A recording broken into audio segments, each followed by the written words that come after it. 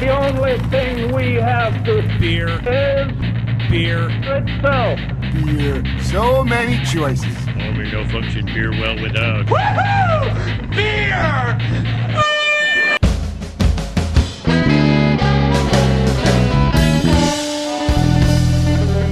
Hello and welcome to another episode of Beer Busters, where we're going to bring you the news and reviews of some wonderful brews. My name is Dan Baker, joined, unfortunately not by my co-host and brewologist Steph, who's... Or we could do that. I thought maybe I could fake it. Well, this is the first time in ever that Steph is not with us. Is this the first time in forever? First time in ever. This is the first time ever that Steph is not with us.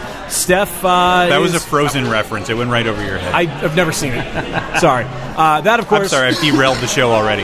It's cool. It happens. But that, of course, was our fermenter-tainer. Wayne Baker. Yeah, and today we are on location somewhere I have never been, but I've heard a lot about, and I'm very happy to be here. Very vivid environment. I love, there's a great bottle selection over in the corner, but we are at Grain and Verse, and we are here in celebration of the upcoming Harrisburg Beer Week. So we have, much like last episode, a very crowded table, but it's going to be a lot of fun. New friends, old friends. We have, starting with us, if you wouldn't mind introducing yourself. Yes, I'm Kurt Weaver. I'm the executive chef at Grain and Verse. And we have... Chelsea Markle from Harrisburg Beer Week and Stouts and Stilettos. Oh, and Stouts and... Sorry, I almost cut you off, sorry. And... Intern Jimmy from Harrisburg Beer Week. Intern Jimmy. And SarahMosich.com. Ah, all right. And so Sarah's still getting more publicity out of us. Gotcha. Basically. Of course. And rounding out, we have... Chris Harvey, homebrew consigliere to Harrisburg Beer Week. Consigliere. Yes. And a blast from the past. So, yeah. Longtime listeners will remember that Chris was on a single-digit episode. Yeah, way back. in the early days. Yeah. This is number 86. That was a long time ago. Yeah, and Chris was also our first phone interview by accident. That's true. Yeah, the day we found out that we could record phone calls, and it ushered in an era that still continues. So thank you again for that. We have a lot to get to. It smells great here. It's a lot of fun already, but I want to start off with this.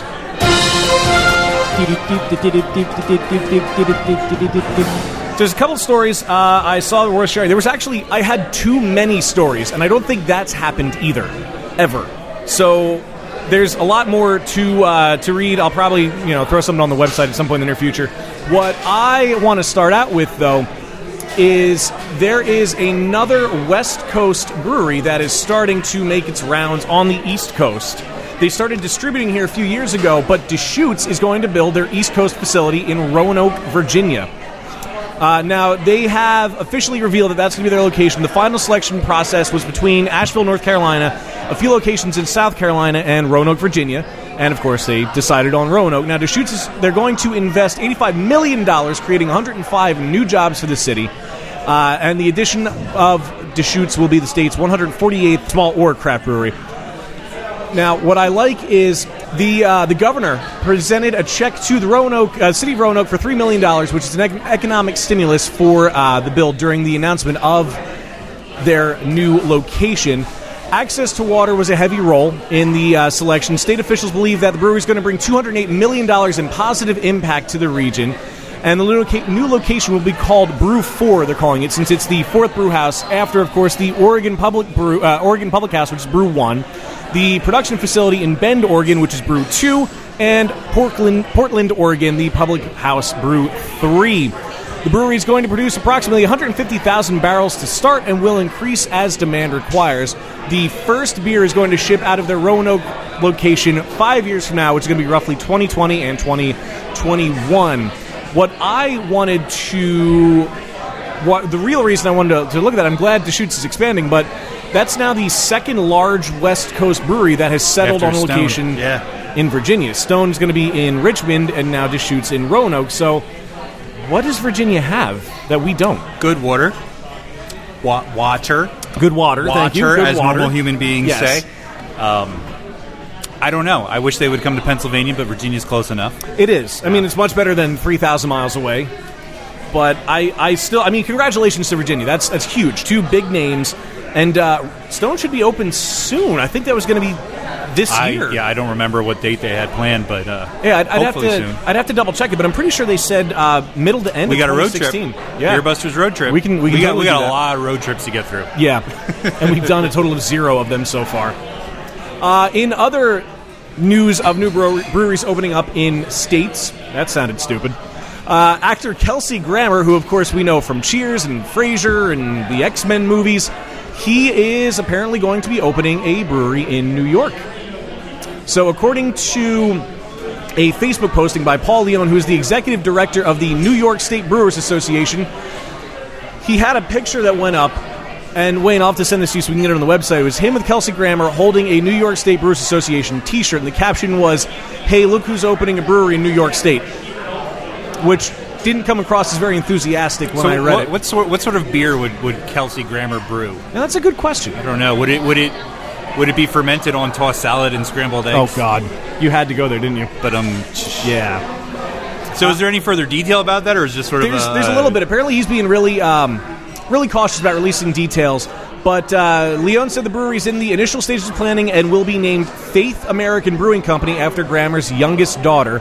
And faith is apparently also a word that means a lot to him guiding his own life, according to Leon. It's going to be in Margaretville, which is on the northern edge of the Catskill Park in the Catskills. In a later reply to the Facebook status, Leon wrote he has a great property in the Catskills and wants to rehab an amazing barn on it, grow hops and barley. He's got his plans in place and a brewer already picked out. He said it wouldn't be completed for a year or more, but that Grammer is being cautious in releasing some of the information. Now, for anyone who may have paid attention to the tabloids throughout his career or might know a little bit about him, he has publicly battled with substance abuse throughout his life. Jenga! Sorry. But I think that's interesting that somebody who has battled with and gone through substance abuse will be opening a brewery. But apparently all's going to go well. He seems like he's very interested in the project, and we can expect to see that within a year or so. So you mentioned Virginia. Yes. And now there's New York. Right. But what about Virginia? I want to talk about vaginas. Oh, good God. In the context of what? That was a terrible segue. In the context of Bottled Instinct. Yes. Oh, I've heard about this. Yes, there's an Indiegogo currently running. They've raised 782 euros of their 150,000 euro goal. Now, today, as we are recording, is April 1st.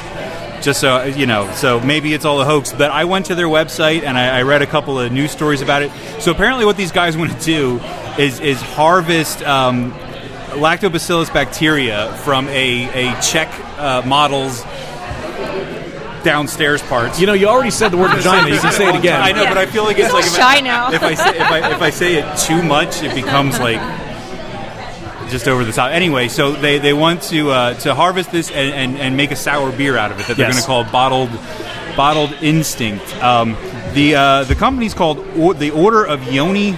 It's orderyoni.com, or you can go to Indiegogo. They have a website. They have an Indiegogo account. I mean, so I think it's real. But they say the beer contains the essence of femininity and all these crazy, ridiculous things that that are obviously written by people for whom English is not their first language. But I think we've officially I think craft beer has just jumped the shark. It's come very close a few times. Well, there's been some really ridiculous stunt beers out there. The other thing I like about this article that he showed me is one of the lines, finding her and her yeast was the result of a long, arduous selection process. What was that process? Did you cultivate yeast from multiple vaginas? No, it was just finding a woman willing to do it. I don't think they've even done it yet. I think they're waiting to raise the money, because one of the things the cost they talk about covering is the reward for the model, which means you're not touching me until you give me money, is what I think that translates to. You could just do open fermentation in like a strip club or something like that. You had to go there. Nice work, Jimmy. Well, speaking of which, they do go out of their way to point out that it is completely safe, that the samples are sent to a laboratory, and that the bacteria is isolated before it is used and all that stuff. Which, I mean, obviously at that point, then what does it matter? Like, if at the end of this whole process you have the same bacteria that you could have just used from, then what does it matter that it came from a vagina? It's not going to change how it tastes. It's Nope, just the price. It's just the Yeah, price. right. Yeah. And the beard beer, did that really... I was going to mention exactly. Did that even change the flavor? I don't And know. we tried the beard beer on the show, and It wasn't bad. I didn't particularly like it. I just didn't Really? think it was that great of a beer. I but didn't think yeah. it was bad or anything. I just don't... It didn't do anything for the flavor. No, Exactly. it's just to say that they did it. I mean, of all the things you can cultivate, there's people like we had at Dock Street. They're going to cultivate yeast from wildlife around there. Hey, that's cool. It's extra local. A beard, Right, okay. Pretty much every brewer has a beard, more or less. I'm sure there's stuff in there, but a vagina. Seriously, are we going to go to Fremunda cheese next? There was the goat brain beer from Doc. There was the goat brain Yeah. beer, smoked goat brains. Which it added an interesting smokiness to it.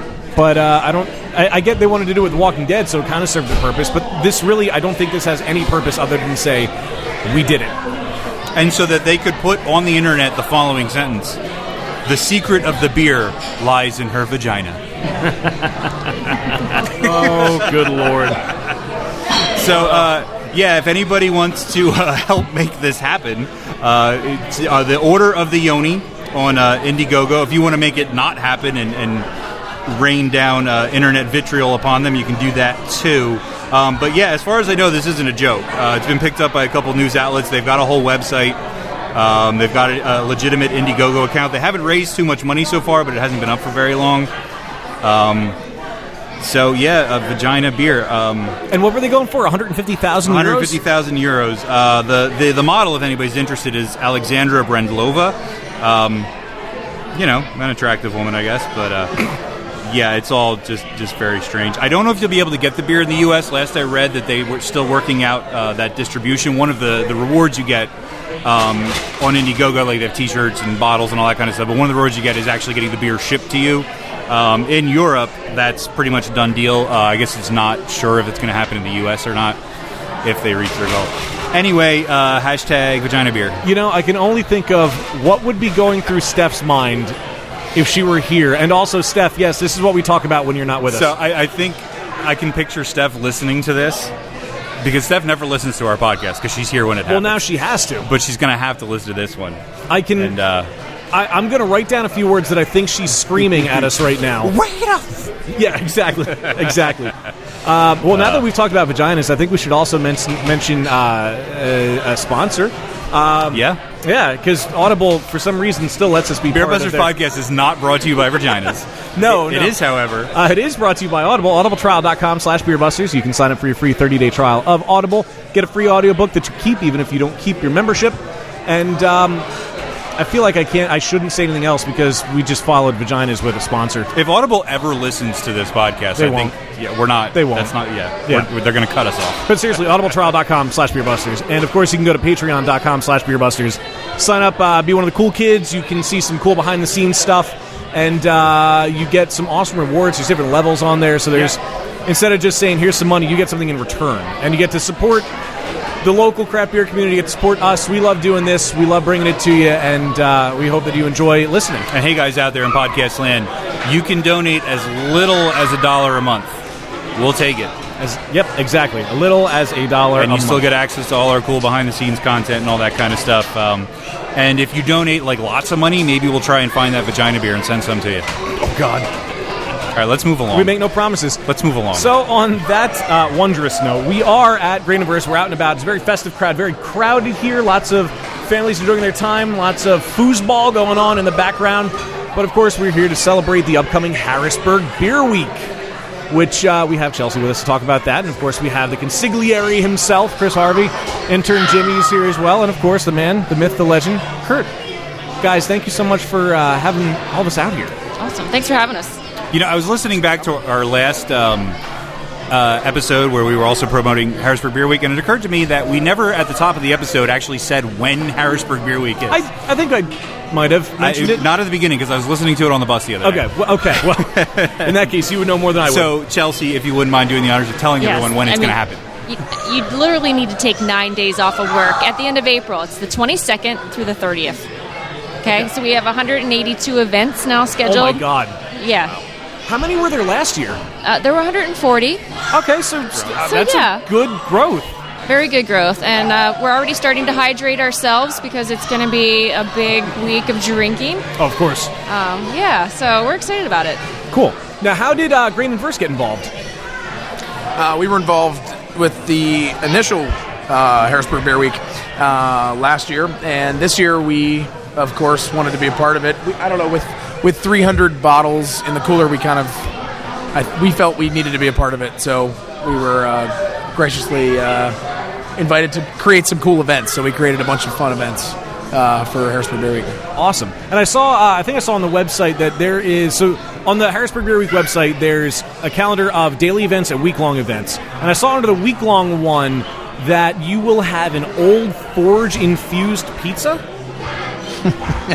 Yeah, so that's kind of correct. Okay. We are doing an Old Forge night here, where we will actually be doing a firkin with their black ale, kumquats, and guajillo chilies, and we're going to do pizza pairings. Okay. So we've been doing beer dinners here at the Garlic Poet, which is next door here, for about 3 years with all the local breweries, and so Old Forge and some other local brewers contacted us about doing different things, different pairings, and so I pair beers with the food, or beers with pizza, beers with the food and the Poet, and we do it all week. So it's not exactly Old Forge infused, but it will definitely be. I might have read that wrong. I could have sworn the word infused was there. Well, there's definitely going to be infused things, for sure, always. Well, that kind of brings me to another question. So your specialty here is pizza. What is beer dough? Beer dough. So beer dough is we did. I tested. So this is beer dough as in DOUGH, not like Correct. beer dough. Right. Like you weirdo, beer dough. weirdo. Beer dough. You're such a beardo. So yeah. Beer dough. Look at that beer dough. The idea behind this place is that everything would be beer centric. So the beginning of all pizza in Italy and anywhere is the dough. And if there isn't going to be something beer related in the dough, we're not going to be as beer centric as we wanted to be. So I set out before we opened to test every beer I could imagine that would be good in bread, basically, because that's what pizza is. First is bread, and we landed on 2 finalists. And we went with a black and tan style beer and added that to the dough. So our dough is, the basis of it is water, yeast, and flour. But instead of the water, we've removed that and we put a black and tan beer in. Oh, that sounds fantastic. The fermentation process is not very different. The yeast gets a little crazier with the beer involved in the bread. Yeah, it's awesome. So, That's pretty cool. Yeah. Oh, that sounds awesome. A focus I'm on getting hungry. Yeah, I know, right? Yeah. On pizza and beer, and I know Kurt, you and I were talking briefly before we started recording about how long have you been here, first of all, at Grain and Verse? Well, Grain and Verse has been open for a year. The Garlic Poet's been open for 3. Okay, so and you said basically that you had kind of taken over the beer and trying to bring in great beers and stuff like that. What was the impetus behind that? Just you're a beer lover yourself, or is that something you've always done in your career? Is always try to have good beer with good food? Always. I started brewing maybe 9 years ago, and so being a chef, a butcher, a brewer, a gardener, a farmer, all those things together. Candlestick maker. Those are absolutely and everything. These tables, everything. So we do everything from scratch. That was kind of the idea. And beer is the ultimate scratch item. I mean, and so is food. So together they work perfectly. So when I got here, I saw macro beers on tap, and I couldn't do it. I just removed them. So from that moment, we basically went forward saying we're going to search out every brewer that wants to be a part of what we're doing. And all of the startup breweries 3 years ago all wanted to be a part of what we were doing, and we added them onto our 18 taps in the Poet. And I took over the beer and basically did a list of beers that I would want to drink. The idea behind both of these places for me was that if I was going to walk in and look at the beer list, it should be hard for me to pick a beer. So if you walk into the Poet, it should be hard for you to pick a draft beer, and if you stand in front of that cooler with 300 beers, it should be hard for you to pick a beer. That's a great philosophy. I like that. I've been avoiding going over there for that reason. Yeah. There's some pretty awesome beers in there. Yeah, it looks really impressive. And I like to have it separated by style. And then the last one is big guys. Yeah. You didn't. Yeah. I didn't tell you what beer we picked out to drink. One of the beers that we had planned to drink had to be exchanged for something else. Oh. And we picked something you're really going to like. Oh. Yeah. Oh. We won't tell you. Even I don't. Oh, my God. Okay. All right. So you mentioned the Garlic Poet. So that's obviously right next door here, right basically. Next door, connected. So that was here first. And then this sort of. So how did Grain and Verse sort of grow out of the Garlic Poet? The idea was to do a more casual version to have a more casual option right next door. We already have the casual fine dining aspect cornered next door. The food is original, the beer is original, the beer dinners, the chef's tables, all those things have been working well for us. So if we're going to open something else, yes, we do. Jenga. Yes, we do want hearing to. a lot of that. We want to open another Garlic Poet one day in one of the cities in the local area, but we want to have something else to offer because pizza and beer together are fantastic. So why not have a casual version with pizza and beer? I wanted to brew. And we, for numerous reasons, couldn't make it happen. So the next best thing was to offer as many bottles as we possibly could and put no limits. So, I mean, you can mix a 6 with anything in our cooler. We don't put limits on it. You can't, you don't have to you can put a bomber in your 6-pack. Here. Nice. Yeah, that was the idea. No limits. Whatever we can get, we will get, and we will put it in the cooler no matter what. And that's we couldn't do that next door because we had 18 taps and we didn't want to overload. But we wanted to have something that was basically completely the opposite of the fine dining experience. Nice. Well, it's a really cool environment here. You've got Giant Jenga, which is happening in the background, which occasionally we get to hear.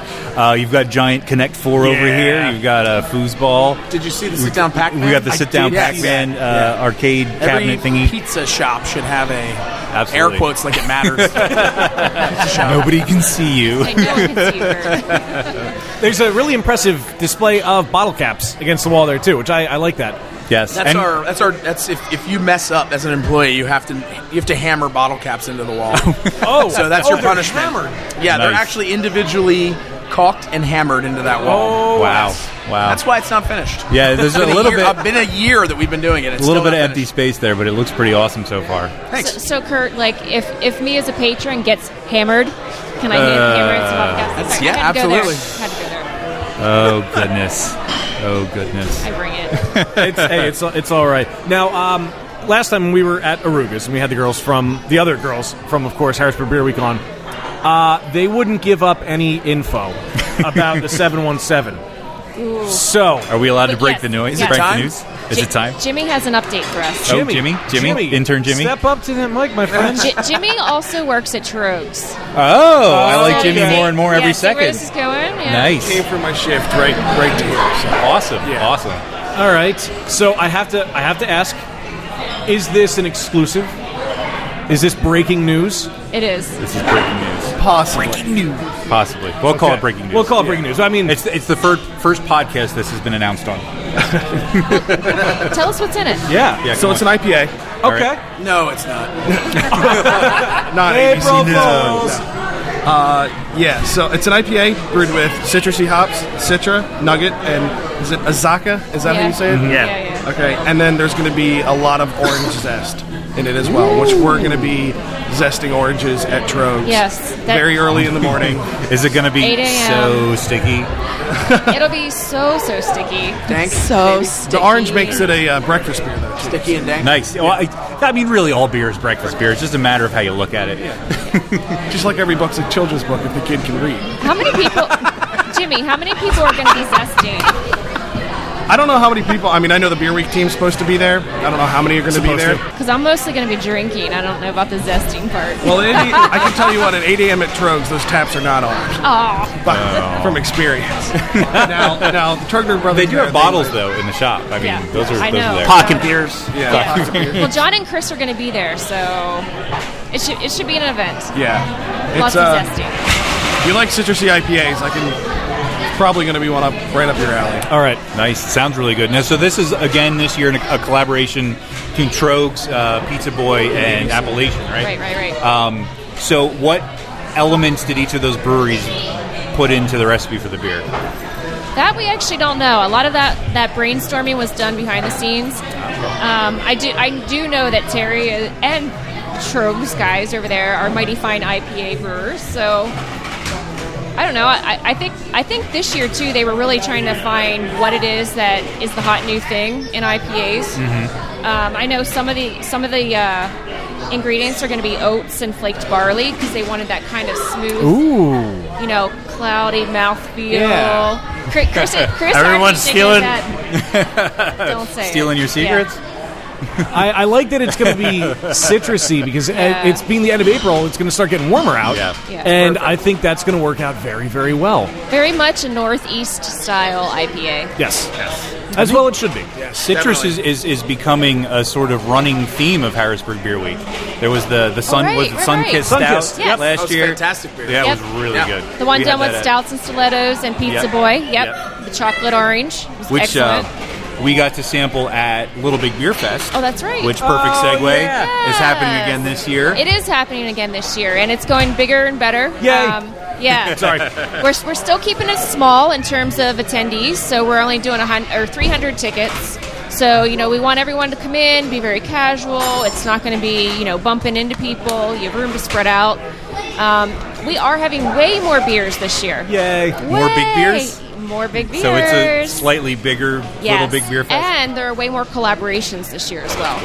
I know. Yeah, I saw a couple. I'm sorry, not to cut you No, off. go I saw a ahead. couple of those on the website. And I had a list written down last time that I didn't run through, and now I don't have the list. But I know Snitz Creek was one of them Yes. with, I The forget brewery who- in Hershey. That's right. Oh, Yep. that's cool. I They're didn't know doing that. they're doing a rye quad, Oh, which should be whoa. pretty interesting. Whoa. Oh, wow. Yeah. Yeah. I know Pizza Boy. They're rye. doing a collaboration with Swingle and Tim Myers. Both have brewed with them before, but on the home brewer level. They're doing a triple IPA. So that's going to be Oh my big. God. Yeah, triple. we dared them to go quadruple, but They didn't. no. They didn't rise Yeah. to the IPA seem to be the theme of this Yeah. this beer week. Yeah. That's going to be awesome. Yeah, but yeah, tickets this year are $30. There aren't very many tickets left, so this is an event that sold out last year, and it will again. So please don't hesitate to get your tickets. Yeah, jump on that as soon as you can. Definitely. I mean, if you can only do one Harrisburg Beer Week event, which you should do more, but if you course. can only do one, that's the one to do because It's a good one. It was great last year. We had a blast. Yeah, and we're a part of it again this year, Yeah. which I'm so excited for. It's so cool seeing everybody there, not just the attendees, because they all absolutely love it, but then you also have all the breweries, and just the fact that you have such a diverse group of brewers coming together for that one same idea. Yep. I think that's great. The collaborations, I can't wait to try, Yep. especially the one that may or may not have been borrowed from a certain consigliere at the table, in style. Not at all. Not at all. But I think it's going to be a lot of fun, and I can't wait for it to happen. Now, that is the 30th, right? It's the 30th. Yep, Okay. it's Saturday. It's from 2 to 5. Just wanted to note some other collaborations that were happening. For the very first time, the Battlefield Brewworks in Gettysburg is in on this. I saw they were on the cool. list. Right, so they're collaborating with Tattered Flag, which is awesome because they're not open yet. So it kind of gives somebody this first taste of what they're about. And they're both historic, kind of branded breweries, so it made sense for them two to collaborate. Yeah. Yeah, it should be pretty interesting. And someone we had recently met, too, I saw their name on the list, Stickman. Oh, Stickman, yes. Stickman, Oh, Stickman. Stickman, Brews. Yes, Yeah. they just opened up recently. Yeah, and we had Ethan on when we were at Sour Sunday. Yeah. And the beers he brought were great. I'm and excited to see where that brewery goes. I've not yet tried their beers, so I'm Yeah. really looking He- forward to Very that. good stuff. Talking about like the philosophy of it and the open fermentation and doing sort of like an Nice. American farmhouse thing and just like throwing the yeast out on the floor, Yep. scrubbing it into Yep. the floor, and just like it sounds really, really cool. Well, you just made me remember something. So this year it's a competition between the brewers. Last year it was not. oh, really? Oh, Yeah, so Interesting. already they're starting to brag. All the brewers are, okay, this is what I'm bringing. No, this is what I'm bringing. Nice. So I have a feeling that Stickman is going to go up against Highway Manor because they are also going to be there. So, they do a lot of sours, those kind of farmhouse ales. So, yeah. That's going to be awesome. That is going to be great. I can't wait. So now, Mr. Harvey, Yes. what homebrew events do we have this So, year? That's where I'll slightly disagree with you because the one event to go to definitely is the Battle of the Homebrew Clubs this year.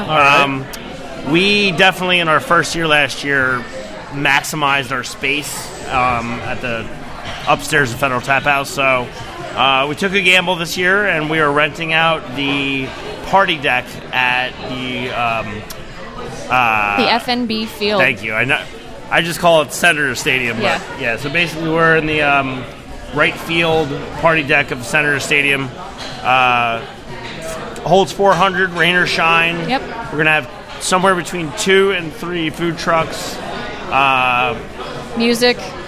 Live music. Yep. About 50 beers right now. Same returning clubs, Rehab, Sons of Alchemy, All Grain Gangsters, York Area Homebrewers Association, so Yaha, and then the PA Ailers out of the Chambersburg area. So, and then Sons of Alchemy, defending champs, looking to repeat. I'm pretty sure All Grain Gangsters is going to be coming for you We'll guys this see. year. I We'll think see. so. Well, if you I think want so. if you want to watch Sons of Alchemy winning that competition last year, you can go to the Beer Busters YouTube channel, Well- where there's a short video of the event. This would probably be a good time for me to just pass around some homebrew. All right, sure, why not? Let's get into it. Surprise Let's get into beer. it. Yeah, right. Surprise. Dan, hit the button. Yep. Oh, So wait, we gotta hit the button.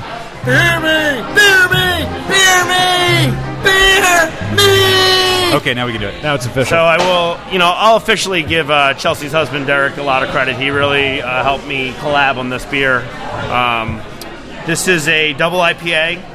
It's Citra Mosaic, and then 2 or 3 just basic ingredients. No crystal malts in it whatsoever. So extremely light Northeast style. I'm about 90% sure that this is the double IPA and not the mango double IPA because they're not labeled. Yeah, we'll know when we taste it. Both are excellent, by the way. So do you have a name for this beer? Well, my last name's Harvey, and so on Untapped it's Harvey Topper. Harvey? Being a homebrewer, I don't really have to worry about Yeah, rights. that's true. Yeah, Oh, it yeah. smells The wonderful. best is it took me a second Great to aroma. get that. Ooh, that is really great aroma. So Well, this one, this one first place in the double IPA category at Lancaster Iron Brewer. Oh, okay. Man, it And smells then fantastic. the mango one that I'll hand out later won best in show, so that'll be on tap at Columbia Kettleworks. Awesome. That is. I could drink this all day The long. nose on that is, juicy, man. Yeah. Wow, All the juice. Super dude, juicy. very, Thanks. very juicy. Hashtag all the This juice. is All the delicious. juice. What's the ABV on this? About 8%. Wow. Wow, really? Holy Oh, crap. it's Well, it is a sneaky. double big IPA, beer. yeah. Wow. Yeah, 8%, 3 different hops. I try to keep it really simple. Nicely done. Thank you. Very Yeah, good. it doesn't smell or taste like it would be 8%. And what I like about it is that the hop bitterness. This is the mango, isn't it? This is the mango. It is. All right, So it's the mango. yeah. So I this still is the didn't really exact like it. same beer on top of crushed mangoes. Okay. So The Yeah, the nose on that is unbelievable. We should just open them both and try them side by side. Then we'll Let's know. do it. that's a great Because, idea. because this one has a lot of citrus quality to it, and I have a feeling once we try this other one, Chris, you might be right. This second one actually might be the mango. Because I remember the last time I tried it. Here, taste it. The last time I tried it, there was almost like Either way, the first one's really, really good. over the top fruit. for all the homebrewers listening out there, what it comes down to really at this point in my iteration of homebrewing, messing with the water. This is the Yeah. mango. Yeah. Making the water match the style. So breaking it down with distilled water and then adding minerals back in. Which I think is something that, Oh, so I mean, good. that's sort of like a next level sort of homebrewing thing. Like I think a lot of homebrewers will just filter their water Got to be mango on the first. and leave it at that. But once you start getting into that, really paying attention to the water and what it's bringing to the beer, It makes all the difference It does. in flavor. It It does. really does. Yeah, that first one was mango. Second Definitely. one, yeah. Yeah. Second one is But also very good though. Yeah. oh, Very, very wow, good, man. Yeah, The So this is seriously like this caliber of beer. This is what's going to be at the homebrew competition. So when is the homebrew competition? It is Sunday, April 24th. It starts at 2 p.m., 2 to 5. It's It's $30. $30 Yep. ticket. Gets you a tasting glass, Yeah, that's your live entertainment. your donation. Because remember, this all goes Yeah, to all goes to Harrisburg. Harrisburg. Yes, the River Rescue. Yeah. Rescue. Yep. And the judging on that, so there'll be a panel of judges as well as a popular vote. Yep. Same as last year. Panel of judges, popular vote. Panel of judges made up of mostly professional brewers. Nice, very nice. Very nice. A lot of interest this year, so I was able to get brewers on the judging panel. So is it true someone's doing a Bloody Mary beer for that? Did you see that? I did not see that yet. That sounds awesome. Yeah, I think Interesting. Brad, Is it Brad? Of course it's Brad. That's great. Yeah, Scott's Brothers actually is sponsoring the event. Oh, okay, so cool. We're going bigger and better with their help. And for anyone who may not know, Scotts and Brothers is a homebrew shop Yep. where In Lemoyne. former guest Brad works. Yep. Yes. Yes, beer and winemaking supply. We actually purchased the majority of our hops and malt that we use in the kitchen from Scotts and Brothers. Oh, cool. We actually list them on our purveyors page in our menu. They provide me with pounds of hops at a time, so it's nice. We use a lot of hops in our food. I think the homebrew competition last year was probably my favorite event all year. Just getting all those guys in there. A lot of really, really good and interesting beers too, because they're not really, they're not really constrained by a lot of things. There was like a jalapeno lime Kolsch. There was yes, I know who made that. there was another habanero stout. You'll get to know, if you know me, I like everything very spicy. Oh, you're one of those. Yes, you do. I know you do.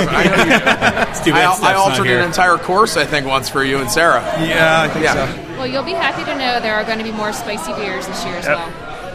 Very nice. Which is why I have to keep Steph off the judging panel, because then that one automatically wins. No matter what. Of course. Yeah, of course. So Scotts and Brothers, you said, is sponsoring the Yes. event? Yes, That's they are. awesome. Yep. Yep, they're bringing a firkin of Saison with cantaloupe. Cantaloupe, yeah. Yep. Brewed with it. And you know what I really like about having the homebrew stuff involved is, me living in Philly, obviously Philly Beer Week is huge every year. I don't think there's any homebrew events. There's the XHC where we first met. That's that's Dean right. Pierce. That's right. But I don't think it's as embraced as it is with Harrisburg Beer Week. Nowhere is big. I mean, I've been a part of that Philly Beer Week one that's on the side of Jose Pistolos. Right. Yeah, Last year's in the pouring rain, so it's not a really good judgment. But, yeah, I mean, just kudos to the Harrisburg Beer Week team, because I've lived in Baltimore for 10 years, and they've had a beer week going forever, and Harrisburg's already as big, if not getting bigger than theirs. Yeah. And it's a smaller city. So it's huge. Yeah, that's a big testament to the work you've done, Yeah, thank everything you. that you've put together for it all. And we say it plenty of times, but last year being the first year of it, you wouldn't know it was the inaugural year. It went off without a hitch. It was such a wild success for everything that we've seen, and I'm so glad that it's coming back and it's going to be bigger this year. In fact, I've been to Philly Beer Week events that were far more disorganized than absolutely. the events Wow, really? at the first Harrisburg. I mean, obviously, there's a lot of really great events at Philly Beer Week, but I've been to some that were just kind of a mess. Yeah. Well, So- we have a lot of help. I mean, Well, that's it good. isn't just the people sitting at the table. We have a lot of volunteers. Our team has doubled this year. I don't know if great. Sarah touched on that in the last podcast. No. So we had 4. Jimmy joined us halfway through last year to 5, and now we've got Chris on board as the homebrew liaison. We have a volunteer coordinator. We have a full-time graphic designer. And we have, I think, 25 to 30 volunteers. We call them our street team that helps us deliver everything. So, yeah, they're going to be at all the events helping out, too. That's cool. And they're keeping it close-knit, which I like. I mean, another thing, the only one I can really base it off of is Philly Beer Week, but that just, it's so widespread that there's so much going on, and you can go to anywhere and find an event, but you put so much time and effort into the ones that you have for Harrisburg Beer Week. It's got a personal touch, and it celebrates really the local culture. It does. Which is fantastic. I love, and of course the Drink Local t-shirt that you have on. Yes. Pretty awesome. Which is great. But I'm very excited. I'm very happy to see it all go off so well. Yeah, and I think it reflects sort of the whole beer scene in like Central PA, pretty much, is much more close knit, and I think it's something that's been a little more up and coming in just like the past maybe 5 years or so. Yeah, it's a tight-knit community, Everybody for sure. knows everybody. Yep, Yeah. between the beer drinkers, the home brewers, the professional brewers, I mean, they all interact on the same level. There's never any of that, like, I'm better than you type thing, and we all help each other out, and we help spread the word, and it's been good. I think that's one of the coolest parts of Harrisburg Beer Week in general, and the beer culture in Central PA, is that it is very collaborative. Yeah. It's what it's supposed to be. The last 10 years, everything has changed, and I don't know, it's very collaborative and stayed like that in Central PA. It's great. I can't really think of a professional brewer from anywhere from the Troganators down to Ryan DeLutis to Theo everyone was a homebrewer at one point. You don't have any of these people who got a job at a brewery and became a brewer and then offshoot to their own brewery. Everyone was doing it at a home first. And the theme right now with the homebrew event is like, come taste next year's professional brewer. Yeah. Because there are guys There's that been so a many. year ago were homebrewers, and Yep. today they're, a year later that were pouring their homebrew at this event last year are professional brewers now. Yeah, and I got to give a huge shout out to the Trogner brothers. And I know we haven't had them on. I've never met either of them, but I know just from people that we've had on in the local beer community out here, they've helped so many people get started, which I think is great. It's amazing. To have such a huge powerhouse help you start your brewery in the same area, it's unlike anything else. If you had a new restaurant, you wouldn't get help from anybody else around you. It's all cutthroat. It doesn't work like that at all in the restaurant industry. Yeah. It's the one thing that I said that we would never do here. We wouldn't be like other restaurants, and because we embraced that, we were able to work with these brewers. And we've had both the Trogs brothers in here, and Theo and Brandon Lynn from Zero Day, and all of the local brewers that made it professional, because they kept it grassroots. I mean, Trogs, it's huge. It's undeniably humongous. They still kept it grassroots. When they launched their new brand, they were here hanging out because they wanted to see their art and how people felt about it in their new brand. I mean, they're there at the events. They're right there to talk to. It's amazing. That's fantastic.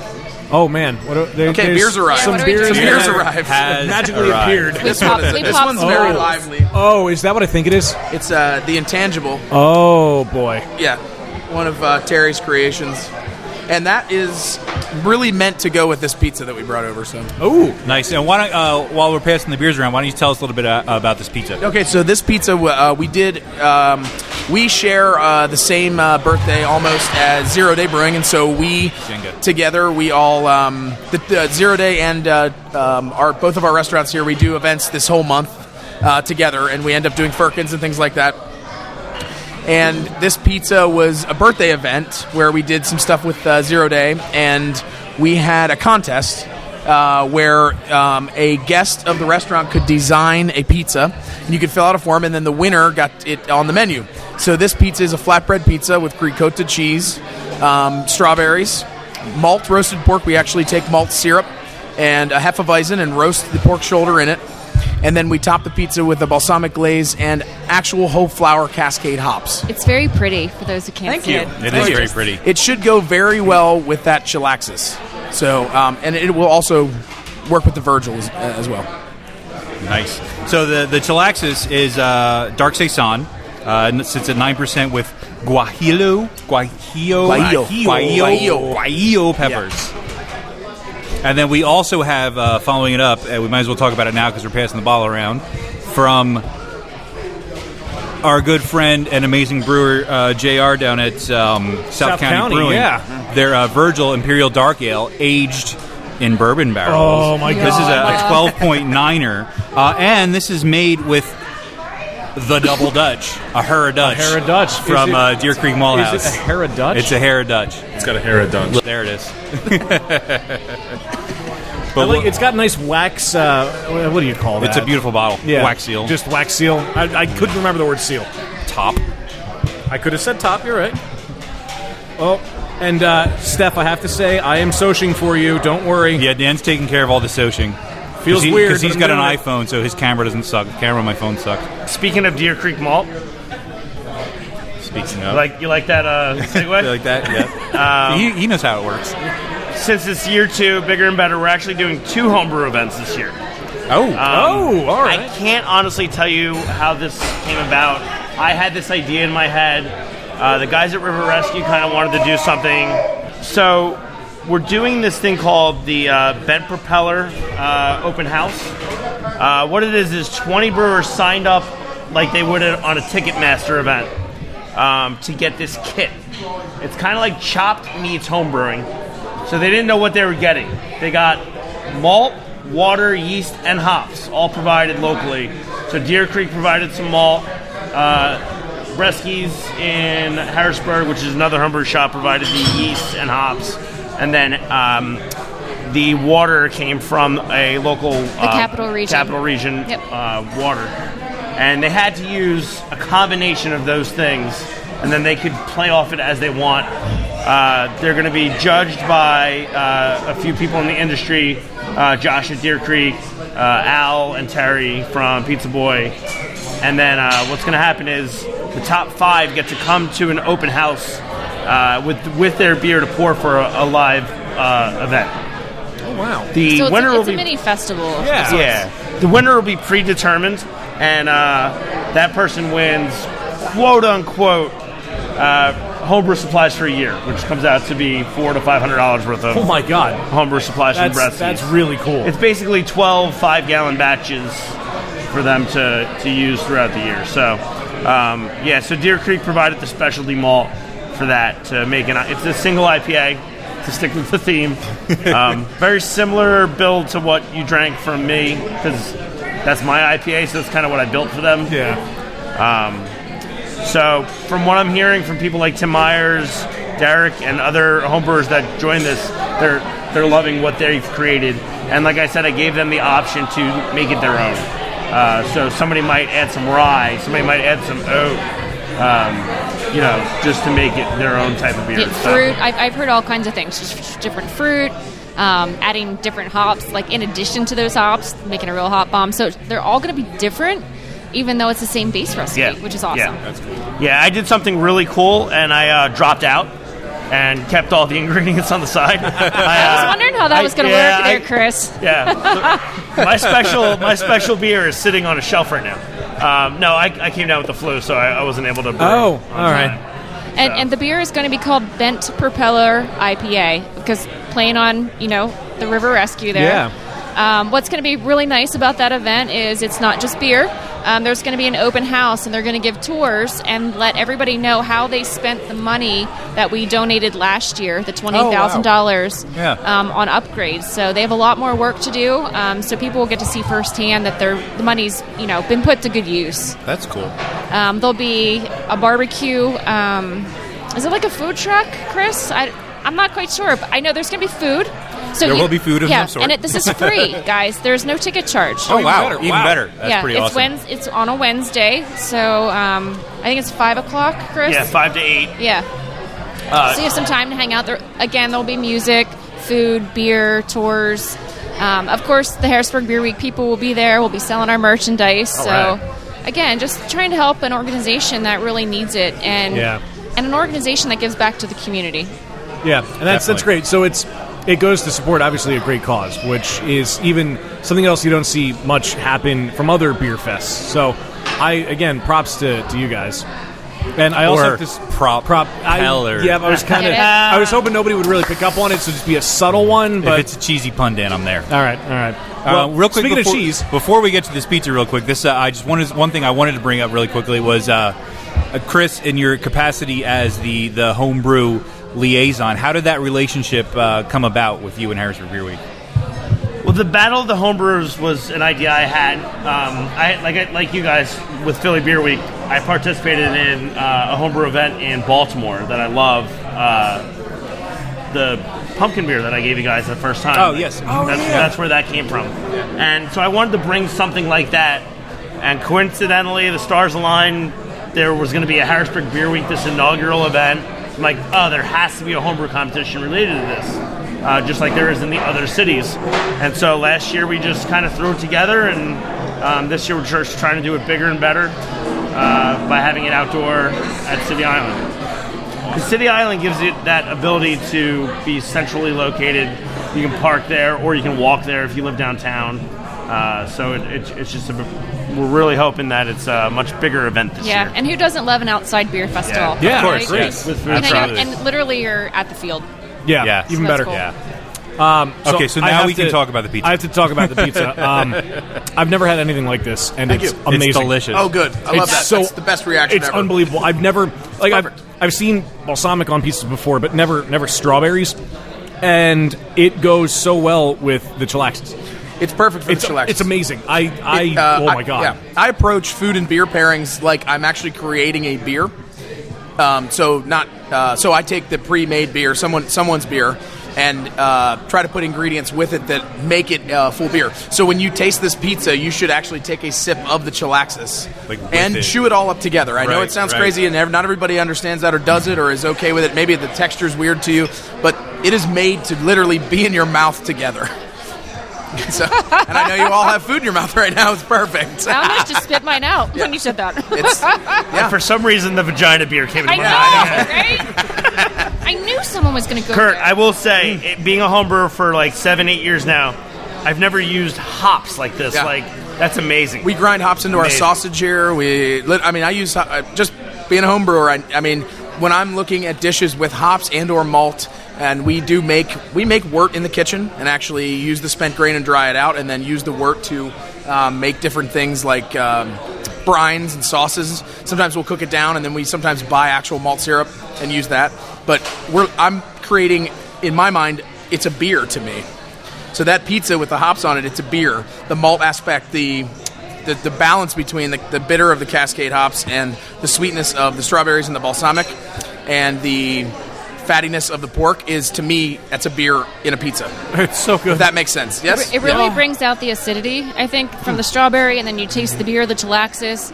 It takes on this more of almost a wine flavor to it. Together, the Guajillo chilies that are in that complement with the smoke and the fruitiness of what's going on in the pizza. Very upset that I'm allergic to strawberries. Jimmy, I'm sorry. Yeah, I'm missing out.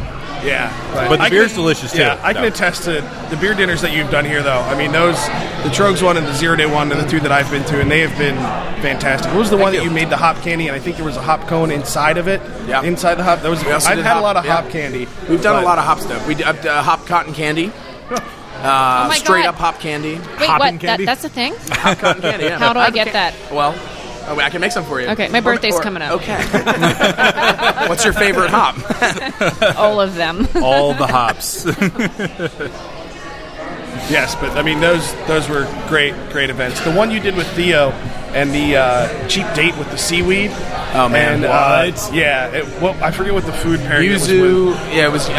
Dude, I've done so many beer dinners. It's hard to remember The them all. oysters had a hop on them. Yes, yes, we did. We cracked oysters and we actually put flour hops in the oysters, and then the mignonette had malt in it. So we created a beer, almost an IPA oyster, if that makes sense. Yeah, and then we two of went my Asian favorite with the firkin. So it was blonde ale with yuzu, seaweed, and Fresno chilies, I think, in the firkin. Nice. But yeah, it's I'm creating food that's basically a beer, and the Trogs one's always fun. It's in December, so we do a vertical tasting of. I sell our Mad Elf here at the restaurant for this dinner every year. So 3 years running, we've done the previous 3 years of Mad Elf. Well, 2 years running, we've done the previous 3 years of Mad Elf. So they had Mad Elf here when I got here. When I took over 3 years ago from the previous year that they didn't sell, and as soon as I saw it, I immediately said, this is what we're doing. Yeah, So that's awesome. So now we do a three year. Well, next year it'll be 4 years. This year, at the end of this year, it'll be 4 years of Mad Elf Nice. tasting to open the dinner. And if you're going to do a vertical, that's a great beer to do. Yep. Because it changes It so really- much, and it the ages cherry- the cherry so many comes things change out with the age. And just the beer itself, even when it's fresh, is so, there's differences year to year. Yeah. And then when it ages, it changes. When we recorded at Trogs, we had Fedge and Mike on. got Fedge. You got Yeah. And we recorded in the ballroom. And anyway, they said that I think in John's office, Yes. there's a bottle from the original run of Mad Elf. Yeah, could you imagine cracking that open? That would be so awesome. Anyway, I would love to be there when that gets opened. Yeah. Hopefully it was stored right. Oh, I'm sure it was. yeah. I'm sure it was. That brings me back to the Stone Vertical Epic. Uh-oh. Those bottles weren't stored. I mean, if you didn't know what to do with those bottles, Yeah. you know what I mean? And I know we, since we had the pizza with the Chilaxis, we kind of grazed past the South County beer. that's what we're talking about now. I because was going to this say, I was going to go is into that because it's amazing. It's phenomenal. JR, This is really good. You've done it, my friend. So, yeah. This is fantastic. And you know what? I don't know if it was because I had other stuff in my palate, but I get like a peanut butter flavor with it. You know what's really interesting? When I first sipped it, I actually grabbed it by mistake, thinking it was the Chilaxis, and took a sip, and then realized, oh, that's not the same beer. I got a really strong and quick mint character right away, and I think it was just from following up right behind the Chilaxis. which is really interesting, just the way that happened. I don't think there's a main character to the beer. I think it's just because on the heels of the Chillaxes gave it that, but it's really interesting. Yeah, we've got some complicated stuff going on. That's going to mess with your taste buds. Mm-hmm. Yeah, I accidentally took a sip too and shook because that is a big beer. That is a big beer. Big beer. You definitely taste the what is it? 12.9? Heaven Hill bourbon barrels. 12.9%. 12.9%. This is gigantic. But you know what? Even though it tastes big, it doesn't taste that big. It tastes pretty big. Maybe it's just me.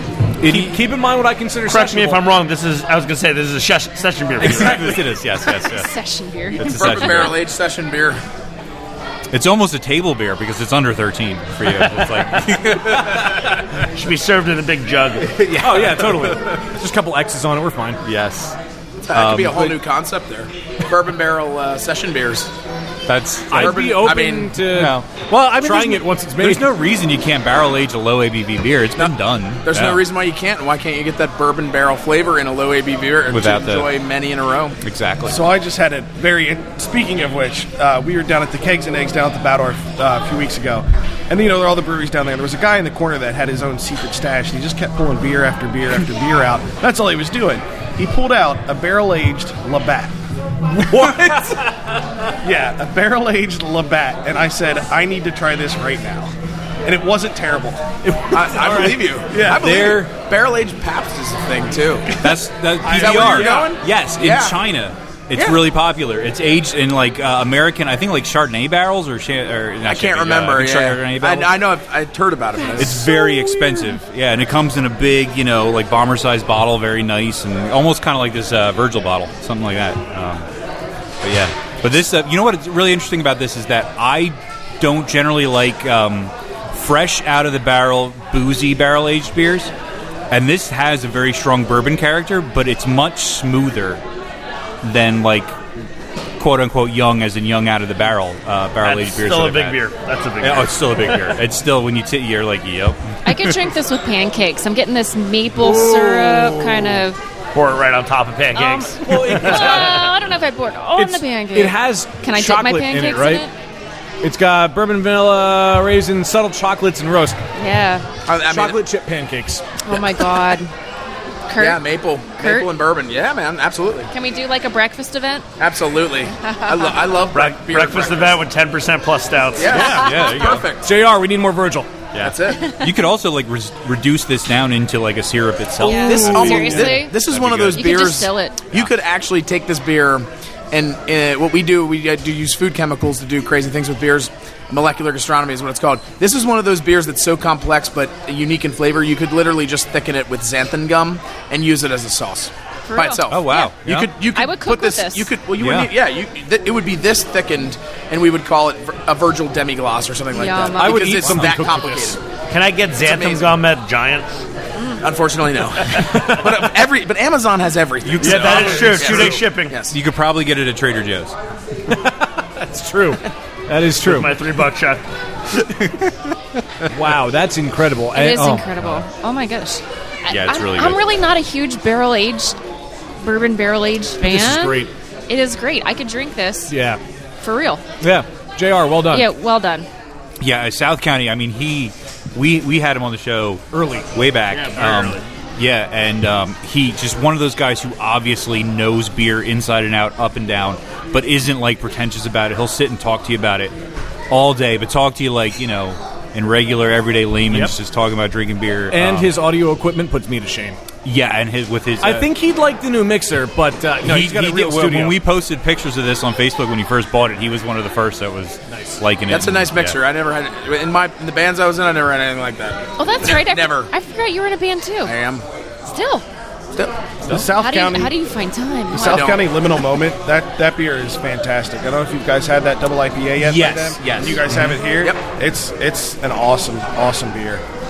He's doing, and then my dad always talks about it, raves about it. Is the Black Cowgirl by them? Their black IPA. Yeah, that's really good an too. Awesome Yeah. beer. I can't remember if I had that. Did we have that When when we were had there, on? we were lucky enough to be there. He invited us over when he shortly after he got his new system. Yeah. and he gave us a little tour of the brewery, and we tried all the beers he had on tap there. Yep, and I wasn't at there the that time. Oh, you weren't there? Nope. Oh, I'm sorry. Nope. I didn't mean to rub it in. I forgot you weren't there it's that fine. day. I'm a victim of my own schedule. That's all it is. I'm like in love with this really label good. design. Do you know that JR, he designs all of his he does labels? all his own designs. Yeah, He's not just a brewer, he's a designer. Yeah, and they're all really cool. And there's a great continuity between them all as well. It's gorgeous. Yeah. Well, now that I have a full tasting glass, Wayne, shall we game it up? I think it's that time. Shall we gamify? I think it's that the time. gamification of the Audio Nation. You can have that. I'll take it. I won't use it, but thank you. There it is. Yas is the party. Yas is the party. Well, hello there, Internet, and welcome to Happy Fun Time Games, the only podcast trivia segment that doesn't eat meat, but it sure likes the bone. There's a reason I played that on YouTube last night. Oh, good. Today, we'll be returning to a game that still doesn't have a very marketable name, but it is very similar, though legally distinct, to a long-time running daytime TV game show whose name rhymes with The Rice is White. I'll give you the description of some of the... That should be the name of your game. The Rice is White. There we go. It's decided. Today we are playing The Rice is White, in which I will give you a brief description of a beer, and you will have to guess how much they sold for. Now, these are pricey beers that sold for noteworthy amounts of money. The closest, of course, without going over, will get to bask in the warm glow of those sweet points. All right, so we're going to kick things off, as always, to my left. Not necessarily as always, but with Dan. You know what? It's even subconscious at this point. I set this whole table up. I know. And I even wind up here. You're to my left. Anyway, our first beer of the game is Sapporo Space Barley. In 2006, Japanese and Russian scientists tested how well barley could grow in space. They rocketed barley seeds to the International Space Station, like you do. After spending 5 months in orbit, the fourth generation of barley was brought back to Earth, where Japanese brewer Sapporo turned it into the world's first space beer. A six-pack of this cosmic concoction sold for how much, Dan? What happened to the first through third generations? They are classified. Good answer. All right, so this is for a six-pack, not an individual bottle. A six-pack made from barley that was grown in space. In space. What country owns the beer? It was brewed in Japan. It was Japanese and Russian scientists who led the experiment. I will say... You will say many things, none of them an answer. $100. Wait, are we dealing in dollars, or are we dealing in yen, or ruples, or... Rupees? Dollars. It's all Dollars. American Dollars. U.S. dollars. Brewed with the Triforce. Bucks, greenbacks. Yeah, all right, $100. Dan 100 is- American dollars. Dan is saying 100 American dollars. Kurt, what do you think it was? I'll go 85. 85. Okay, swing it over to Chelsea. Can I- $600. $6 Wow.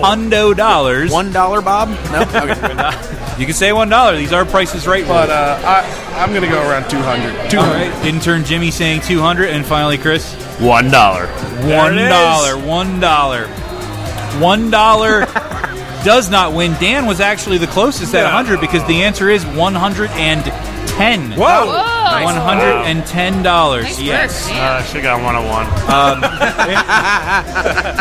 You should have. In case you're wondering, that gets that like really smart when she does it to like the young person beside her. 101. 101. When she wins the TV she doesn't need. boom, you got burned. A cheaper way to beer me up, Scotty, is Seriously?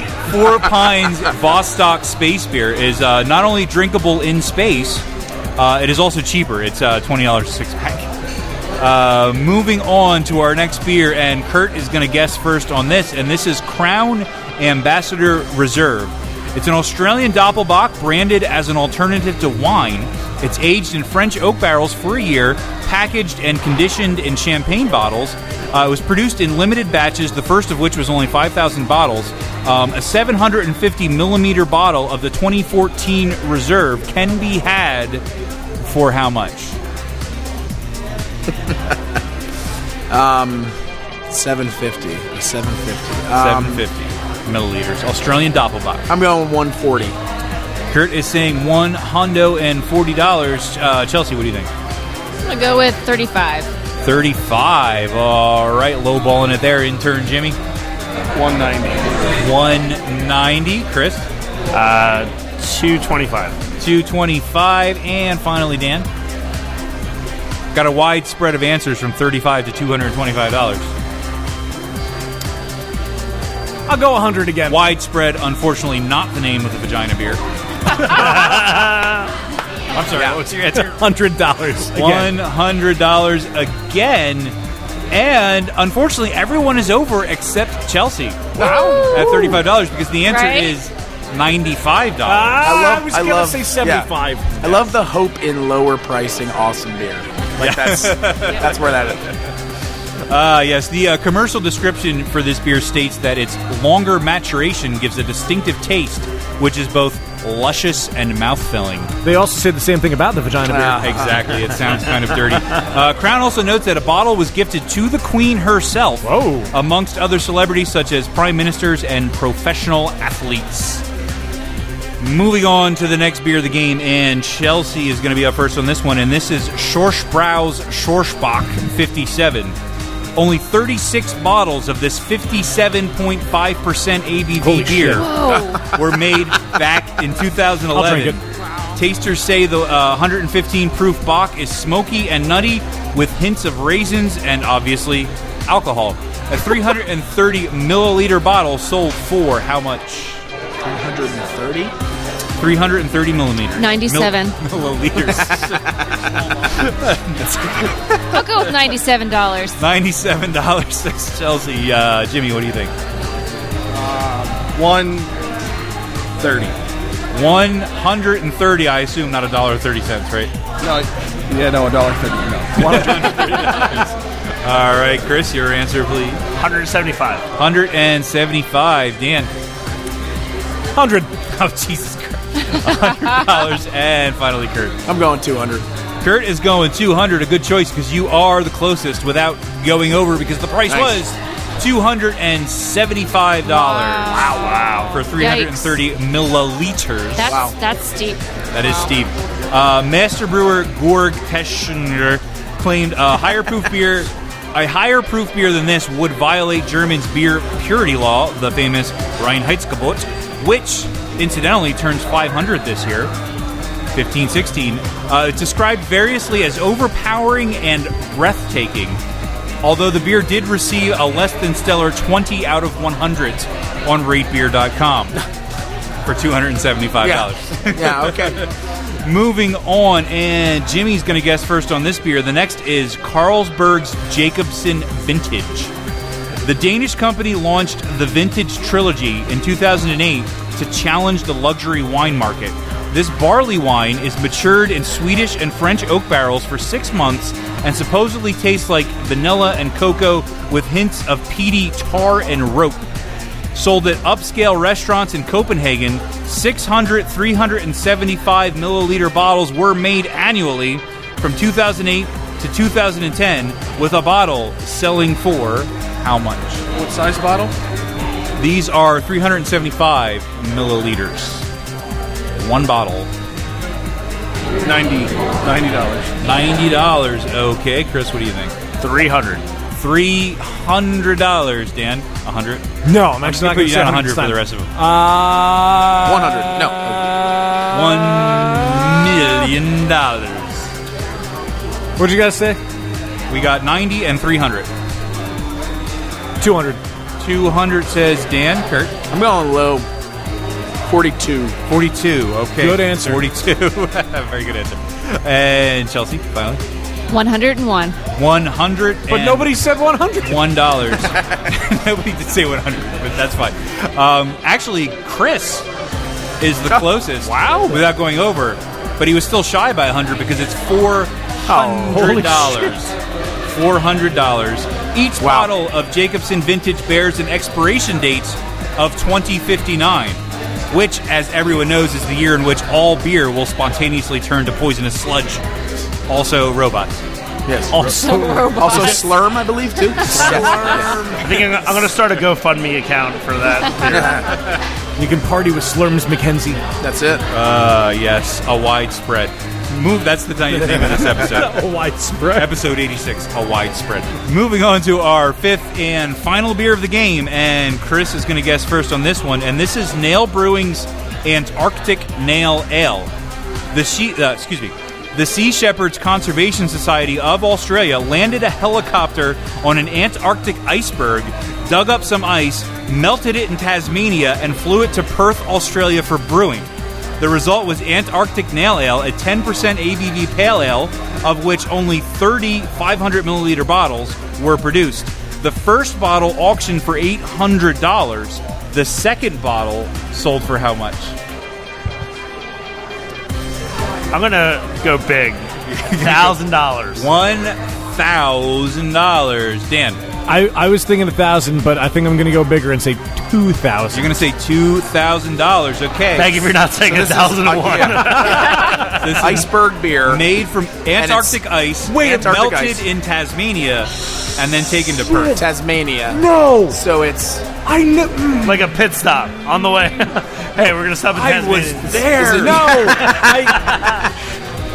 I remember it being melted. I read this before because I almost did an article on it. Well, shit. They ferment it with like seal fermunda yeast or something. I think they just fermented Walrus it. Fermunda yeast? Walrus smegma. Yeah. It's got to be. It's astronomical price. Unfortunately, astronomical is not a number. Can you quantify that? 2001. 2001, A Space Odyssey. 2002, 2003. Chelsea, your answer? 2012. 2012, right. A Space With Odyssey. a small gap in which you still win. And finally, intern Jimmy. Last guess, last beer. $1. $1. bold move. Almost a good strategy. The closest, without going over, is Chris. Yes. With an answer of 1,000 because the actual price was $1,850. Wow. I should have said 1,001. Yikes. Yep, not quite 2,000. All profits from the sale of this beer went to the aforementioned. Also a wild yeast from Afros. Wow. That needs to be a next beer. My next beer. I was going to say, Jimmy, next year, Harrisburg Beer Week, we need to auction a beer. I was going to say, you could probably Aforementioned. Afromented. Aforemented. Yeah. The money went to the Sea Shepherds, which is a non-profit organization dedicated to protecting the world's oceans. The beer did hold the title for the most expensive beer in the world, and Nail Brewing Australia's brewer John Stallwood said, "It is great to sell the most expensive bottle of beer in the world, but it is all about a good cause. It is also good that a beer about saving the whales is now most expensive in the world, rather than a high-alcohol beer sold in animal carcasses." Oh. Yes. Shots fired? Yes, shots fired in both at the animals and the other brewer. Now we're going to add up the scores real quick here, and it's looking a little sad, a little sad on the scoreboard here. I think if this is right, I may not have been paying attention, but it looks like we have in first place with a mere 2 points is homebrew consigliere liaison himself, Chris. Tied for a second place German Sparkle Party is Dan, Kurt, and Chelsea. Hey! And intern Jimmy, not a good showing with absolutely no points Goose egg. in last place. That means I can only go up from here. So. That's right. You can only go up from here. I award you no points, and may God have mercy on your soul.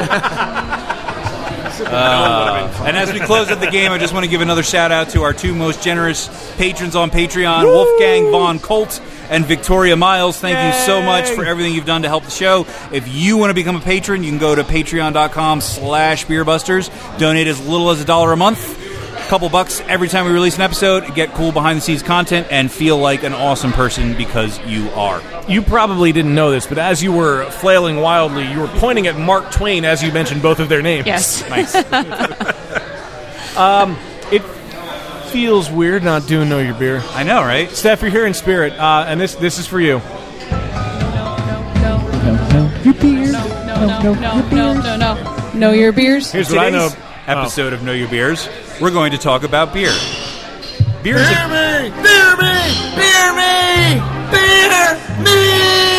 Round 2, fight. So there's a bottle that Wayne has been trying to keep secret from me. Okay. And, I don't know. I see a word that I'm very familiar with. Yeah. We have 2 more beers to taste. All right. Next up is going to be the Aldous Brewing Wee Dame, which is Wee Heavy. But our 4th beer of the evening, which is a surprise for Dan, but I'm going to tell you now, is Free Will's Brown Beard, which is rum barrel aged COB. I knew you'd be pretty happy about that. Squeal like a little girl. It sounded very girlish. I did. It's not even on the shelf yet. Here, I mean, it just Bourbon went on barrel's today. so Just went man- on on the today. shelf. Bourbon barrel's so manly, but the minute you say rum barrel, he starts squealing like a girly pirate. Girly pirate. Yes. Now give me a Yes. tequila barrel, an actual real tequila barrel. That's what I want. I've had a few of them and they just haven't panned. But yeah, we took a trip Theo's over got to the something. cooler Oh, to yeah, I pick know. out our 4th beer of the I'm evening. so excited for that. Sorry, I got to make Steph proud and social this. No, that's fine. I appreciate you thinking of me. Well, I also wanted to drink it too. All right. Well, so you were a little selfish, but you know I would react Because well. COB is a great beer, and I haven't had the rum barrel aged version yet. So I'm going to patiently wait while Sorry. Dan is taking a picture. Hey, it's I've had Steph isn't here. obviously everyone's had Pumpkin, but then one time I got my hands on Rum King, which is their very limited release I didn't even know that aged in existed. rum barrels. Oh, shit. Way better than the real thing. You know, the Yeah. normal thing. I imagine. There you go, Wayne. The Yeah. bottle is yours now. Ooh, I love the smell of this. Oh, man. Jen already took a sip out of my tasting glass and said it was great. Man. So, yeah, as we mentioned, this is the Aldous Brewing Wee Dame, an 8% Wee Heavy. Individual bottle number 10 out of the first run, is that? Correct. We had the first It's run. numbered. We Well, have. I wanted to Yep. kind of, like, in case I had to get Yeah, it man. out because I was wrong. Okay. 1 to 12 on the shelf, and Nice. I snatched 10. I thought 10 was a good number. Not the Oh, first the- one. Yeah. There it is. There it guys is. just get 2016 bottle number 10. They just delivered it 2 days ago. I was gonna say we were down there in Aldous on Saturday. Awesome beer. They're doing like really good stuff down there. They have a double IPA that's really good. But he brought out the bottle of it, and he's like, we're not releasing it yet. And that's why when I saw it here, I was like, well, it's really good though. Yeah. Yeah. It is really They're good dudes. They're nice guys. They make pretty good beer, man. They're gonna this do- is some good stuff. He was saying because that used to be the old Snyder's Pretzel Factory where they brew. He said they're going to try to do a beer using the yeast trying to find yeast that's already in there from the pretzels and do a beer with that, which Wow, would that'd be fantastic. really interesting. Yeah. Oh, there's all kinds of fun stuff floating around in there. Making bread in there? Absolutely. And just so this Wee Heavy was aged in American oak barrels on a bed of dried tart cherries and Madagascar bourbon vanilla beans. Flavors reminiscent of chocolate. I do get a lot of chocolate Yeah. out of it. A little cherry in there, which I don't think I would have picked out until I wouldn't. read I this. don't get cherry at all. But now that I've read it, I do kind of. It's maybe one of those more raisin for psychosomatic me, thing. but A little similar, bit of raisin, yeah. like a dark fruit kind of thing going on. Very delicious though. Lots of chocolate. Yeah, I get a lot of the chocolate up front, but the smooth vanilla in the back. Exactly. It does. It almost drinks a little bit more like a stout or a porter than a Wee Heavy. Yeah. Yeah, a little It's bit. delicious. It's really good. I really like this. We were down there. They were also randling this Wee Heavy through cold pressed coffee. Oh, that would be so good. Oh, Oh my wow. god. My God. Oh, that would be good. Yeah. Oh man. A lot of really good dark barrel things going on tonight. Barrel Yeah. things. Barrel things. things. Totally All the coincidental. barrels. Yeah. all #all the barrels. All the barrels. Not to take away from the 2 IPAs we started with which were very delicious in their own right, but then Yes, they were. we just dove right into this like dark deliciousness right after that. It's like a throwback Friday to January. It's like I feel That's like it should be snowing outside drinking these Actually, beers. yes, yeah. Most of the beers we've had tonight would have been great Yeah. on a cold winter's evening. This is it. This is it for them, though. I mean, it's going to be warm now. Yeah. So Thank It God. is. everything needs Yeah. to be It was what, juicy, 80 yeah. degrees almost was- today? 77? It was up in the 80, 70s, yeah. Intense. A little bit of rain, but you know. Yeah, well, that'll happen. I see Chris is really getting the party started here. Yes. So moving on to Oh, yay. the piece de resistance. Belle Resistance. Oh, Steph is here in soundboard spirit. That wasn't me. That was- that wasn't me. I just want to clarify. I looked at you. I was like, I know. interesting. My mouth No, it wasn't you. moving, but- no, it wasn't. So the brown beard is Let me have it. Let me have it. 10.8%. I was just double checking the ABV, so it's 10.8%. A lot of high ABVs tonight my as well. It's a good thing we're doing small classes. So COB is one of the best coffee beers, I think, in existence. Yes, thank you. I think I agree. it's a beer. First of all, it's a coffee brown. Yeah, not a. It's not a stout. It's not a porter. It's a coffee brown ale, which is really nice. I think we might have been a little greedy.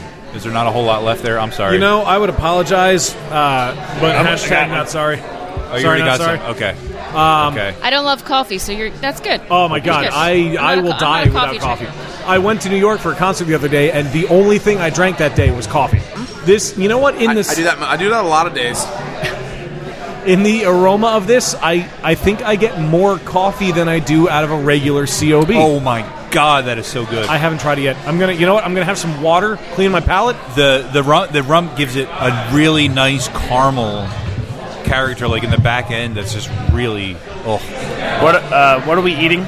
Yeah, there's food here as well. By the way, I refuse to ever come on your podcast again unless there's a chef at the table. We've actually had a lot of that I'm now lately. spoiled. Our last several episodes, we've gotten really good food. This. Oh yeah. Oh, yum. These we do we call them pizza rolls, not to be confused with the probably trademarked frozen aisle item, but whatever.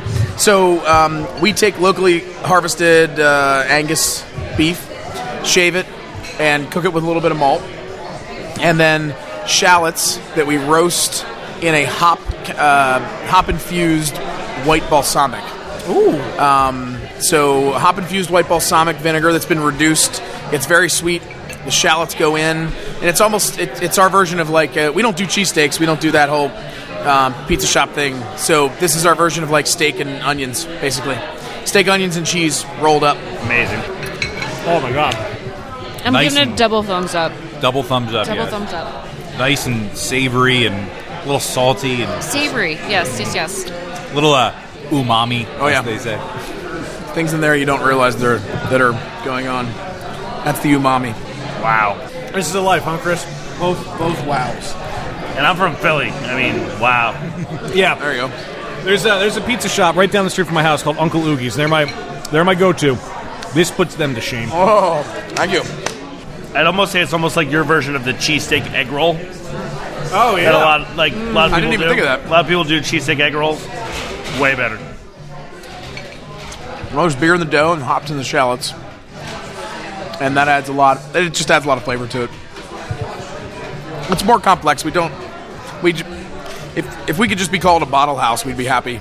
But we're a pizza shop, so. Of course. But we're a bottle house with nicer food, basically. I'm gonna be crazy for a second and just have some water to wash it down. Yeah. I still haven't had a sip of the free will. Oh, you haven't Oh, yet? look at What? What the what?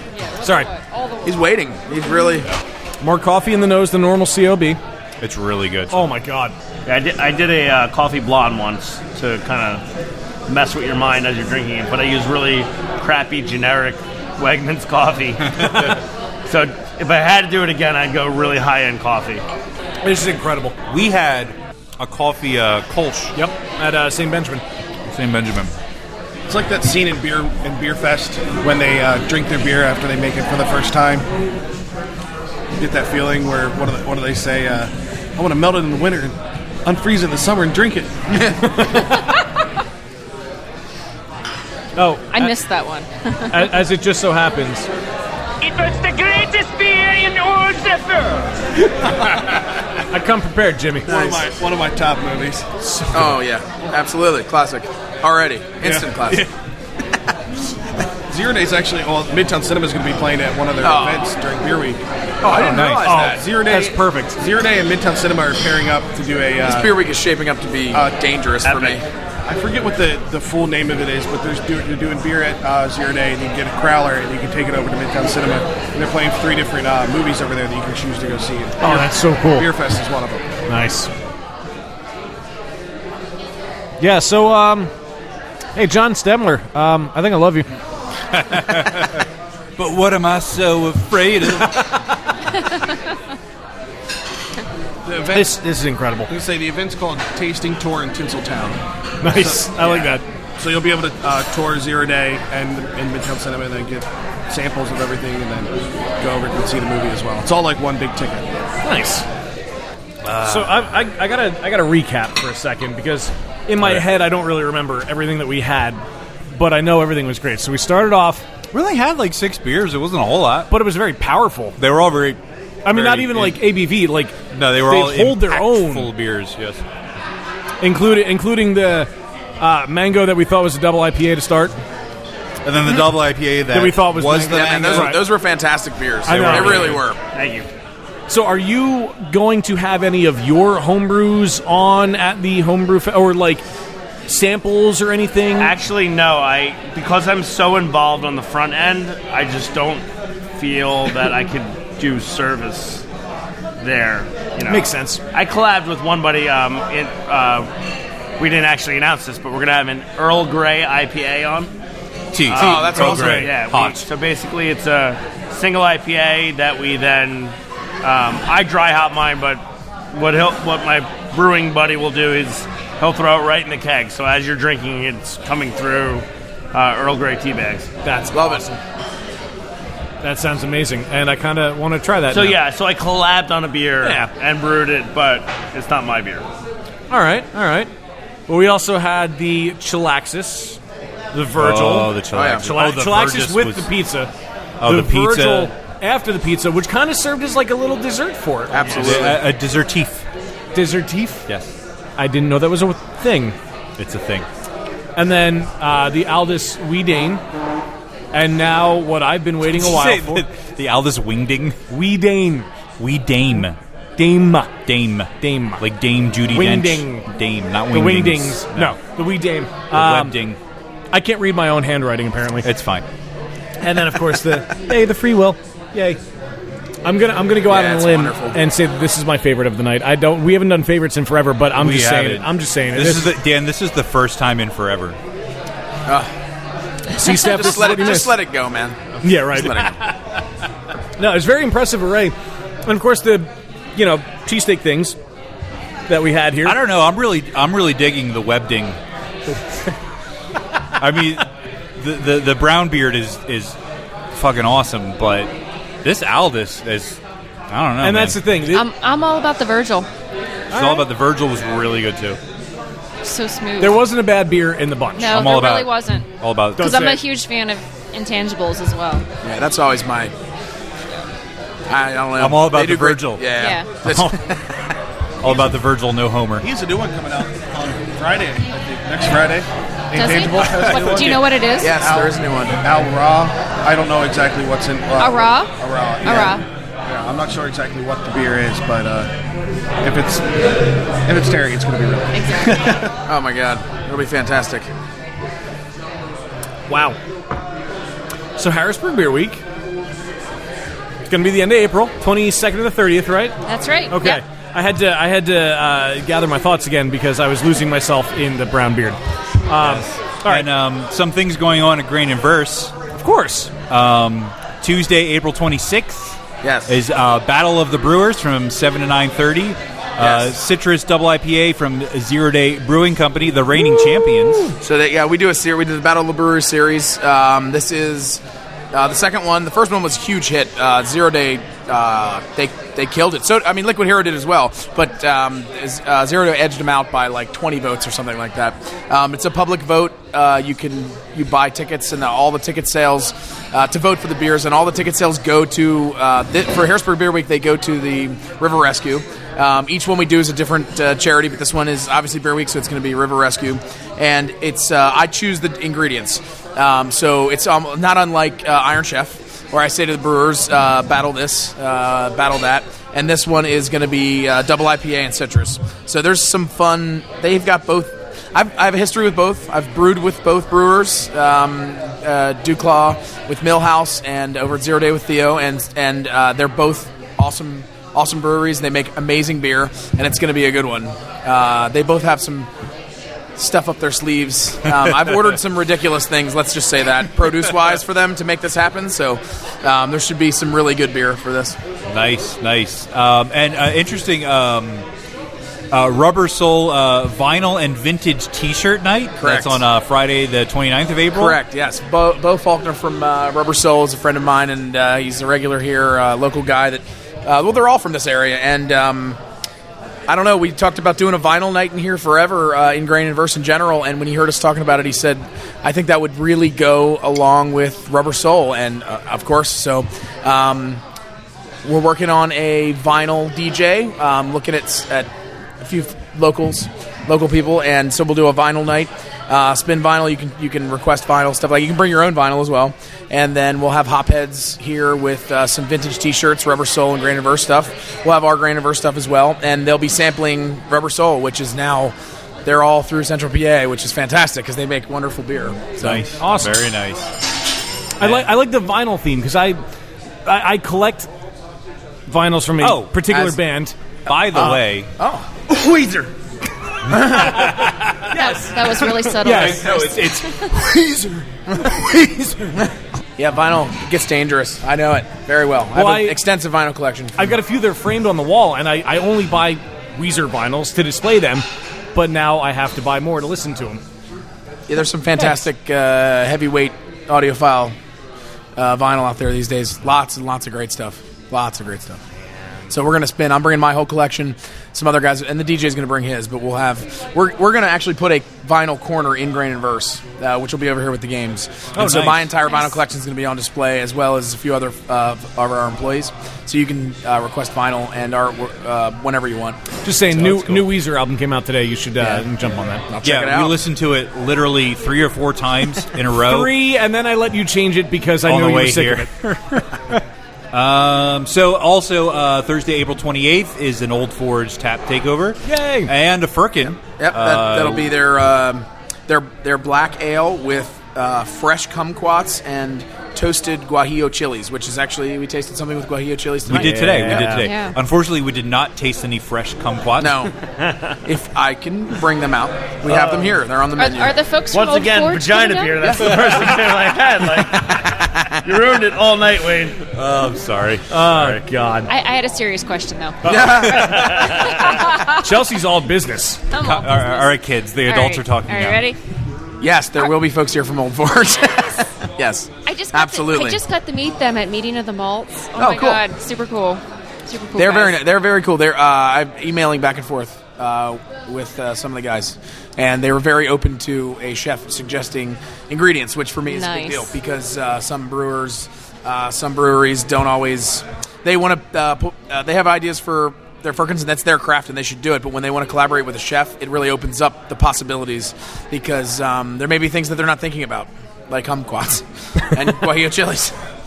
It's just another testament to Central PA Oh, yeah. brewing, because you can drive right up 1115 Yep. and hit 4 or 5 brewers on the River Rat Trail, That's it. which I just did a few weeks ago. I think that's the one big thing about Beer Week, and I said this when Fly Magazine interviewed us. It was never forced upon anybody. You know, I mean, it was very, it was hard in the sense of it was a lot of work to put it all together, but the breweries were always all in on it. They were always ready to help us out with whatever we needed to help put together these events, and it's one of the big things that has made it so successful that we raised $20,000 last year, and now we're up to 180. I mean, maybe pushing 200 events by the time the actual week rolls around. So I mean, it never felt like we were like calling day after day after day saying, "Hey, can you please help us? Can you please do this?" They want to do it. Because this community and because our local scene is so great. I mean, I'm only 24 years old, and I kind of grew up in the community because my parents started going to Stouts back in the 80s. And when I would, be at home and there'd be beer in the fridge, there was never any Miller Lite or anything. It was always, something Hop Devil, Trogs, anything like that. And so, I mean, growing up in the community, I've just kind of experienced it even more now with Beer Week. And I like it has never felt like anything we've forced on anybody in the area. And it becomes bigger than just beer and the community. I mean, it's just the giving back. The beer for a cause kind of a thing just really rolls in. And every brewery we've talked to has been all in. Every request we have. And then they go above and beyond. I think that was Connect 4. Is Not- that what not just Jenga. happened? Not Okay, Jenga. not Jenga That was this not time? Jenga. Now, another thing I wanted to quick point out, too, on your website for Grain and Verse, you have hashtag Live Music Thursday. Correct. Every Thursday we do have live music here. Every single Thursday. Every single Thursday, and That's it's always local music. I've been playing music in this area my whole life. Played my first gig in a bar when I was 16, and 16 years later, I'm still playing shows, and I still have connections with local musicians that I played in bands with or know or played showcases with or whatever. And we, again, support local, so support local music. So Perfect. we always have them in here. Yeah, every Thursday it's somebody different. That's awesome. That's Yeah. really cool. And we pair it with different events, too. So, Even better. Yeah, Trogs will be in here in May right after Beer Week for a Thursday. So we There bring you go. breweries in on Thursdays as well. Very cool. So now, all the important soch that you could handle. HarrisburgBeerWeek.com. Twitter, Facebook. Hashtag HBG Beer Week. As I had to edit a post of ours. Steph Yep. would have gotten it right. I had to edit Yep. it. So hashtag HBG Beer Week. And that's at what's the Harrisburg Beer Week Twitter account? Is there an At HBGB. Yeah. Same thing. Yep. All right. Snapchat, Twitter, Facebook. Oh, there's a Instagram. Snapchat. There is. Yes, Yeah. Jimmy got us set up with that. He's our Attaboy, Snapchat Jimmy. master. And so check us out on there. Cool. Nice. Definitely look that up. And then, of course, where can we reach Grain and Verse? Grainandverse.com. Grain and A&D. Grainandverse.com. You can't put a plus in the URL. No, it doesn't work. No. So grainandverse.com. Grain plus verse. Grain plus verse. Yeah. Garlicpoet.com. Yeah. All right. Of course, any links that you will need are going to be from BeerbustersPodcast.com. Or, Google. That works too. Yes. Seriously, I Very try to well. give our stuff some traffic, Yeah, too. go to beerbusterspodcast.com, but we're not freaking Google. And, of course, you can go to audibletrial.com/beerbuster. Sign up for your free, I can't talk anymore, free 30-day trial. Not a 30-day trial. Free 30-day trial. Keep an audiobook. Listen to it instead of reading it, because who reads anymore? Just listen to it. audibletrial.com/beerbusters. Go to patreon.com, also /beerbusters. /beerbusters. And learn about how you can become a patron. You can throw us a little bit of dosh every time we release a podcast episode. A little as $1 a month, we'll take it. And you'll get our eternal love and gratitude, as well as awesome behind-the-scenes and exclusive content and other perks, which will grow and evolve as more people become true. patrons. We'll find true. better and cooler things to give you. So, check it out. Supply and demand. As the demand grows, the supply gets better. Yes. So I've been told by some marketing people. Okay, fair enough. All right, on that note, sadly, this does bring us to the end of another episode of Beer Busters. And I can't thank you guys for having us out here enough. This was great. It was a lot of fun. Yeah. It was awesome. Kurt, thank you so much for having us out here to Grain and Verse and hosting us, feeding us not drinking us, but giving us drinks. No problem. Please come back. And Whenever. gladly. And Chelsea, Jimmy, and Chris, thank you so much for the involvement in Harrisburg Beer Week, and I'm sure it's going to grow. Thank you. Thank you. I am Dan Baker, not joined by my co-host and brewologist Steph Hi, Hafner, Steph. who's here in spirit, but we do have our fermentainer. Wayne Baker. Remember, no squids were harmed in the making of this episode, and we'll see you next time. Widespread.